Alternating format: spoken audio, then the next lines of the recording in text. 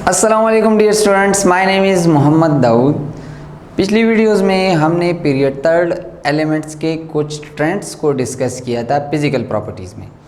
आज की वीडियो में बेसिकली हम डिस्कस करेंगे reactions of period third elements with water. मतलब ये कि इसके वाटर के साथ रिएक्टिविटी में क्या ट्रेंड है। So let's start. जो पीरियड थर्ड एलिमेंट्स है sodium, magnesium, aluminium, silicon, phosphorus, sulphur, chlorine और आर्गन है, जिसको हमने डिस्कस किया हुआ था। इसमें जब ये एलिमेंट्स वाटर के साथ रिएक्ट करते हैं तो क्या बनाते हैं। फॉर एग्जांपल सोडियम है, वो कोल्ड वाटर के साथ रिएक्ट करके सोडियम हाइड्रोक्साइड बनाता है और साथ में हाइड्रोजन गैस लिबरेट करता है। तो मतलब ये है कि जनरली अगर हम देखें पीरियड थर्ड एलिमेंट्स जो है, चूँकि ये इसमें ये पहले जो सोडियम है, फिर मैग्नीशियम, एल्यूमिनियम है, वो अगर वाटर के साथ रिएक्ट करेंगे तो हाइड्रोक्साइड बनाएंगे, उसी मेटल हाइड्रोक्साइड बनाएंगे और साथ में हाइड्रोजन गैस लिबरेट करेंगे। लेकिन रिएक्टिविटी का ट्रेंड जो है वो थोड़ा सा डिफरेंट होगा। फॉर एग्जांपल सोडियम का जो रिएक्शन है वो एक्सोथर्मिक है और फास्ट है निस्बतन मैग्नीशियम के। अगर मैग्नीशियम को आप कोल्ड वाटर के साथ रिएक्ट करेंगे तो मैग्नीशियम हाइड्रोक्साइड बनेगा, चूँकि ये भी मेटल है, मेटल हाइड्रोक्साइड बनेगा वाटर के साथ ये रिएक्ट करके, और हाइड्रोजन गैस ये लिबरेट करेगा। The reaction is slow due to the formation of magnesium hydroxide thin layer on the surface of magnesium. अब सोडियम जो है वो फास्ट रिएक्शन करता है और मैग्नीशियम स्लो करता है। इसके दो रीज़न हैं। एक तो ये कि मैग्नीशियम के ऊपर जो है, जिस तरह मैंने आपको बात बताई कि मैग्नीशियम हाइड्रोक्साइड का थिन लेयर जो है मैग्नीशियम के सरफेस पर वो प्रोड्यूस होता है। दूसरी बात ये कि जिस तरह हमने डिस्कस किया हुआ था, अक्रॉस द पीरियड अगर हम जा रहे हैं तो आयनाइजेशन एनर्जी इंक्रीज होती है। मतलब ये कि सोडियम के मुकाबले में magnesium is less ionizable in water sorry less ionizable in water. So अगर हम देखें कि अक्रॉस द पीरियड जो है आयनाइजेशन एनर्जी जो है वो इंक्रीज़ होती है, इसी वजह से मैग्नीशियम जो है वो निस्बतन स्लो रिएक्शन करता है।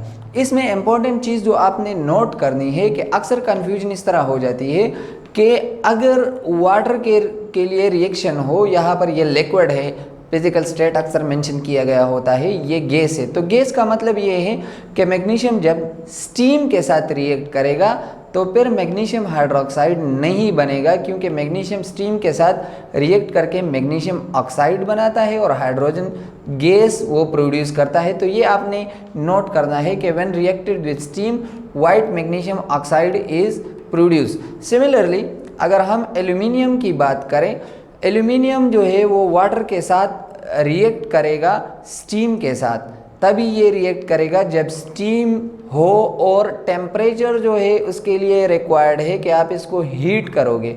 और दूसरा जो चीज़ है वो आपने करना है कि एल्यूमिनियम को पाउडर करना है। अब इसके रीज़न है, लेकिन पहले आप रिएक्शन को समझे कि क्या होता है।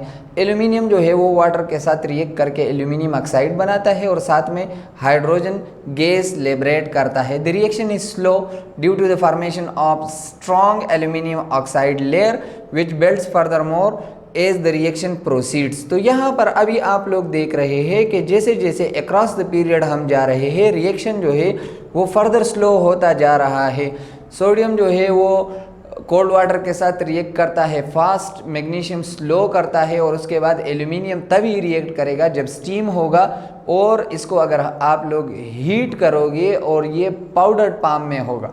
अब इसके रीज़न क्या है कि फॉर एग्जांपल एल्यूमिनियम जो है अगर इसको आप पाउडर नहीं करोगे तो फिर ये रिएक्शन जो है वो आसानी से नहीं करता, या इसको आप हीट नहीं करोगे। इसके दो रीज़न हैं।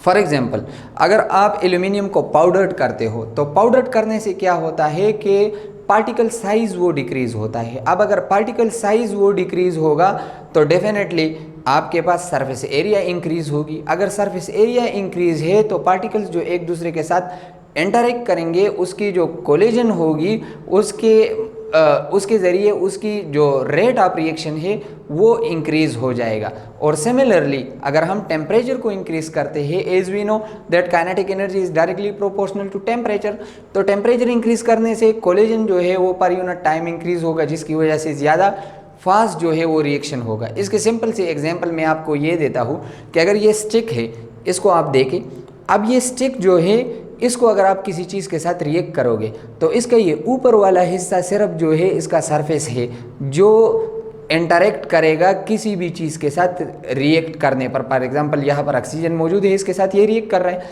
लेकिन अगर इसी स्टिक को मैं टुकड़े टुकड़े कर दूँ, इसको मैं पाउडर पाम बना लूँ, तो फिर इसकी सरफेस एरिया इंक्रीज़ हो गई, डेफिनेटली ये जल्दी रिएक्ट करेगा। सो एल्यूमिनियम जो है ये, इसको अगर आप पाउडर करोगे तो ये रिएक्ट करेगा स्टीम के साथ, और हीट करोगे तो तब ही, क्योंकि kinetic energy is directly proportional to temperature. इस वजह से अब ट्रेंड क्या है कि ट्रेंड ये है कि जैसे जैसे हम अक्रॉस द पीरियड जा रहे हैं रिएक्टिविटी वो कम हो रही है।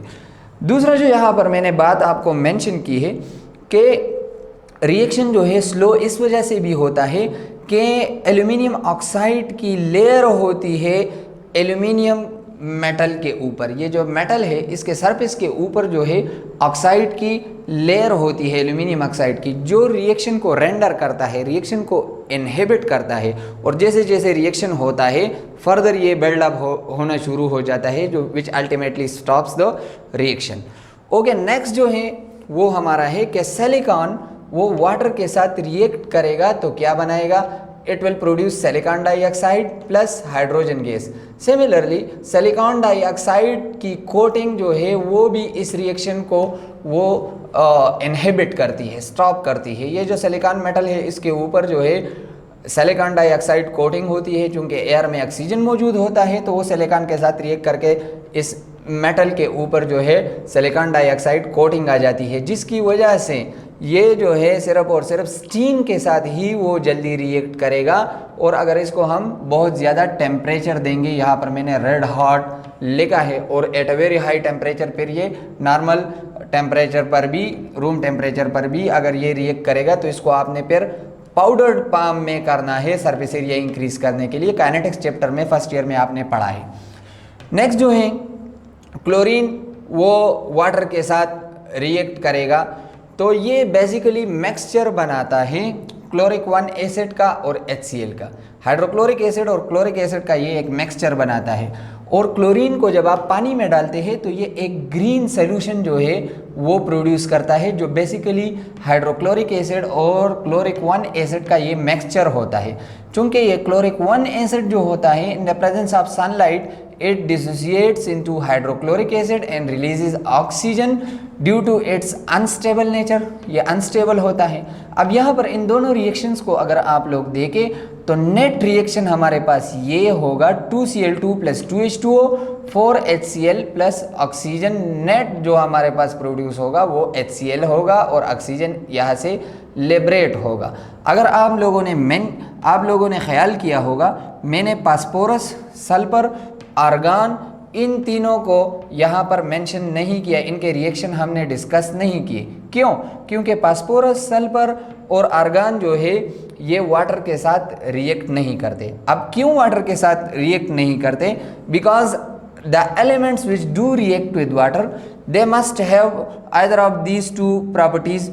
इनमें से किसी एक प्रॉपर्टी का होना उसके लिए ज़रूरी है। Number 1, they must be easily ionisable like alkali and alkaline earth metals, or they must be strong oxidizing they must have strong oxidizing properties like halogens, fluorine, chlorine, etc.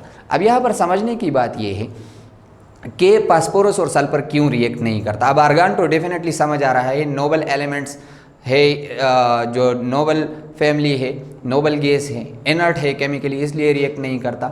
लेकिन फास्फोरस और sulphur की अगर हम बात करें ये क्यों react नहीं करते, तो पहले आप ये बात समझें कि वाटर के साथ जो भी चीज़ रिएक्ट करेगा क्यों रिएक्ट करेगा, या तो वो पानी में इजीली आयनाइजेबल होगा, मतलब ये कि वो उसकी आयनाइजेशन एनर्जी कम होगी, इन सिंपल वर्ड्स हम ये कह सकते हैं। या फिर अगर इसकी आयनाइजेशन एनर्जी कम नहीं है तो it must have strong oxidising properties, इसकी ऑक्सीडाइजिंग प्रॉपर्टीज़ होनी चाहिए, जिस तरह क्लोरीन है, जिस तरह फ्लोरीन है, आयोडीन है या ब्रोमीन है, स्ट्रॉन्ग ऑक्सीडाइजिंग एजेंट है। अब अगर फास्फोरस और सल्फर की हम बात करें तो अक्रॉस द पीरियड यहाँ पर अगर आप लोग देखें सोडियम, मैग्नीशियम, एल्यूमिनियम, सिलिकॉन, फिर फास्फोरस और सल्फर, तो इसकी तो आयनाइजेशन एनर्जी जो है वो बहुत ज़्यादा हाई है एज़ कम्पेयर टू दिस, क्योंकि across the period ionisation energy increase हो रही है। तो मतलब ये कि फास्फोरस और सल्फर में ये प्रॉपर्टी नहीं है। और दूसरी बात ये कि ये स्ट्रॉन्ग ऑक्सीडाइजिंग एजेंट्स भी नहीं है। ऑक्सीडाइजिंग एजेंट स्ट्रॉन्ग जो है वो हेलोजन्स है, जो हेलोजन मेंबर है, जिस तरह फ्लोरीन है, क्लोरीन, ब्रोमीन, आयोडीन। तो यहाँ पर हमें ये बात समझ आ चुकी है कि both phosphorus and sulphur do not have these two properties, that's why they do not react with water, and while the argon is noble and chemically inert, that's why it do not reacts with water. I hope you understand these things. Stay tuned. Thank you very much.